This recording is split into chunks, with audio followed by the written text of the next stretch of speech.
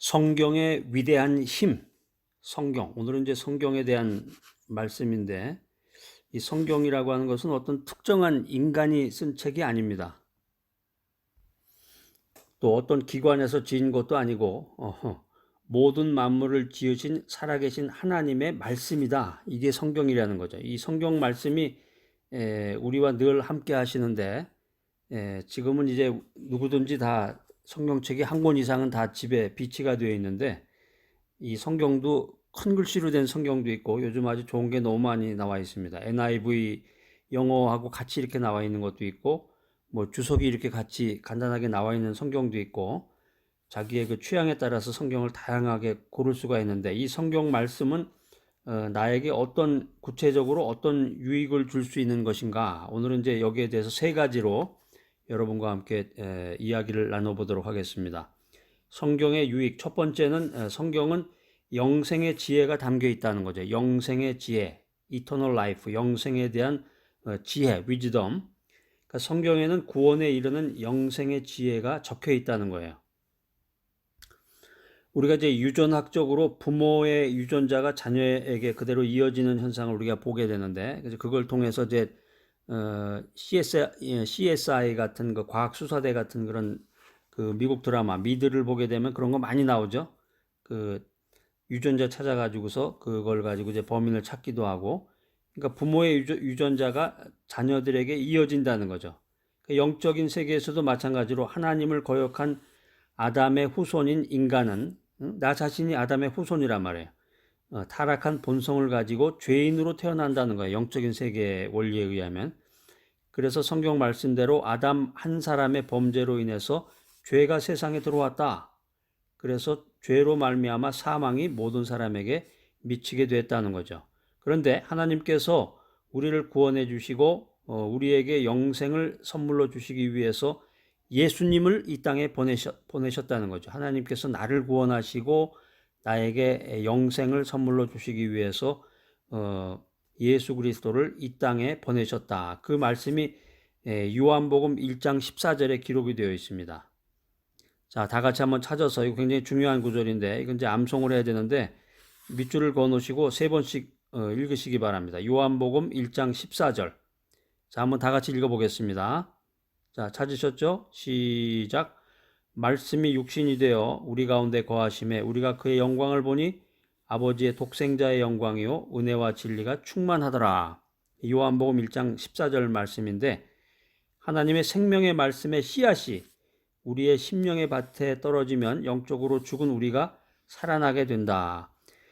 자, 그래 첫 번째는 이제 성경에는 구원에 이르는 영생의 지혜가 담겨 있다. 두 번째는 성경은 나를 의롭게 살도록 인도해 주신다. 나를 인도해 주시는 거예요. 의롭게 살도록. 그러니까 성경은 나의 잘못을 책망하고 의롭게 살도록 인도해 주신다. 오늘날 윤리와 도덕이 땅에 떨어지고 이 TV 뉴스 같은 데 보면 이제 또 신문의 사회면 같은 데 보면은 사회 곳곳에서 정말 예상하지 못했던 그런 문제들이 생겨나게 됩니다. 부모가 자식을 죽이기도 하고 자식이 부모를 죽이기도 하고 손녀가 할머니를 죽이기도 하고 하여튼 뭐 상상할 수 없는 그런 일들이 생기게 되는데 이 법률 제도와 또 법규를 아무리 바꾸고 단속을 한다고 해도 이게 없어지질 않아요. 해결책은 오직 한 가지뿐인데 성경의 말씀이 성령의 바람을 타고 불어와서 인간이 회개하고 말씀대로 살아가는 그 운동, 무브먼트가 일어나야 된다. 그 예일 대학의 영문과 교수였던 그 윌리엄 펠프스라는 사람이 아주 재미있는 말을 했는데 여러분 한번 들어보세요. 성경 교육 없는 대학 교육을 받는 것보다 대학 교육 없이 성경 교육을 받는 것이 낫다. 재밌는 말인데 여러분 어떻게 생각하십니까? 이건 뭐 현실적이지는 않네요. 지금 보면 대학에 들어가느라고 그냥 눈에 불을 켜고서 공부를 하는 판인데 대학 공부하느라고 교회도 빠지고 그런 것이 지금 세상의 그 법칙인데 이 예일 대학이라 그러면 미국 동부의 명문이고 사람들이 다 알아주는 유명한 세상을 이끄는 유명한 대학인데 아이비리그에 속하고 영문과 교수였던 그 윌리엄 펠프스가 그런 얘기를 한 거예요. 대학 교육 필요 없고 성경 교육을 받아라는 거죠, 한마디로. 자, 여러분들은 이 성경에 대해서, 성경 말씀에 대해서, 성경 연구에 대해서 정말 심각하게 생각하고 그 비중을 높이고 있습니까? 이 성경 말씀, 하나님의 말씀, 바이블은 좌우의 날선 검보다도 예리해서 인간의 생각과 관절과 골수를 찔러 쪼개서 변화시키는 능력이 있다는 것. 능력이 있다, 힘이 있다. 그래서 성경은 나를 바른 길로 인도하는 빛이 되고 등불이 되신다는 것입니다. 자, 성경의 위대한 힘 세 번째, 성경은 어떤 유익을 줄 것인가? 성경은 우리의 신앙을 온전하게 하는 역사를 일으킨다. 신앙을 온전하게 한다는 거죠. 온전하게. 여기서 온전하게라는 말이 이제 헬라어인데요. 그리스어인데 알티오스라는 말입니다. 헬라어 알티오스라는 말인데 그 뜻이 뭐냐면은 하나님과 가까운 위치에 있다는 그런 뜻이에요. 그렇기 때문에 우리가 성경을 믿고 성경 말씀을 믿고 실천하려고 애를 쓰면 노력할 때 우리의 삶이 거룩한 하나님의 뜻과 가까워진다는 거죠. 물론 성경 말씀을 읽고 듣고 믿는다 그래서 그대로 100% 되는 사람은 없겠죠. 그렇지만 이제 실천하려고 애를 쓸 수 있잖아요. 실천해 보려고 노력할 때 우리의 그 삶이 거룩하신 하나님의 뜻에 가까워지게 된다는 거죠. 하나님의 뜻을 이루게 된다는 거예요. 왜냐하면 성경은 성령님의 역사를 통해서 육의 사람이 가졌던 옛 습관을 버리고 영의 사람으로 새롭게 변화시켜 주기 때문이다라는 거예요. 성경이.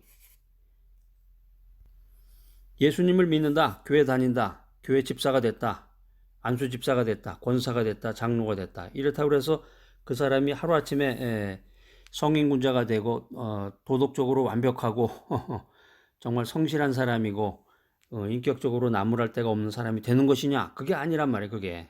그렇게 생각하는 사람도 문제죠. 그렇게 되는 게 아니에요. 구약 성경 스가랴서가 있는데 스가랴서 4장 6절에 보면은 이는 힘으로 되지 아니하며 능력으로 되지 아니하고 오직 나의 영으로 되느니라. 인간의 노력으로 변화가 불가능한 거예요. 인간이라는 것은. 인간이라는 것 자체가 인간의 노력으로 변화가 불가능하다. 성령님께서 말씀을 통해서 임하시고 능력이 되어 주실 때 성숙한 신앙에 이를 수가 있다는 것입니다. 재미있는 얘기 하나 들려드릴게요. 미국의 한 오두막집에서 병으로 세상을 떠나게 된 그 어머니가 있었는데 11살 난 아들에게 유언을 했습니다. 얘야, 이 엄마가 너에게 줄 수 있는 것이라고는 이 한 권의 성경책뿐이니까 열심히 읽고 기도하는 사람이 되거라. 이런 당부를 남기고 어머니가 돌아가셨습니다. 이 유언대로 이 어린 소녀는 일생 동안에 성경을 늘 가까이 했고 결국에는 미국의 위대한 대통령이 됐는데 이 사람이 바로 미국의 16대 대통령이었던 아브라함 링컨이었다는 거죠. 자, 오늘 이 귀한 말씀, 성경의 위대한 힘, 이 귀한 말씀 들으신 여러분들 참 대단하십니다. 그 찬송가에도 그런 게 있죠. 달고 오묘한 그 말씀, 생명의 말씀은 그 찬송가 기억이 나는데 뭐 요즘은 찬송가를 잘 안 부르니까 여러분 이제 기회가 되시면 자꾸 찬송가를 부르셔야 돼. CCM보다 복음성가 뭐 CCM 이런 거보다 이 찬송가가 아주 중요하고 소중한 거예요. 그 찬송가 그 가사 내용 한 구절 한 구절이 참 그 마음에 와닿고 복음적이고 굉장히 중요하고 좋은 건데 교회에서 잘 안 부르니까 여러분 집에서라도 자꾸 그 찬송가를 좀 부르시기 바랍니다. 자, 그래서 여러분 그 오늘 메시지 들으신 여러분들 성경 말씀을 열심히 듣고 읽고 또 지켜서 구원에 이르는 지혜를 소유하는 여러분들이 되시기를 바랍니다. 그래서 거기서 더 나아가서 크리스찬으로서 하나님의 자녀로서 온전한 신앙을 이루어서 세상에 선한 영향력을 미치는 소중한 귀중한 여러분들이 되시기를 간절히 희망합니다.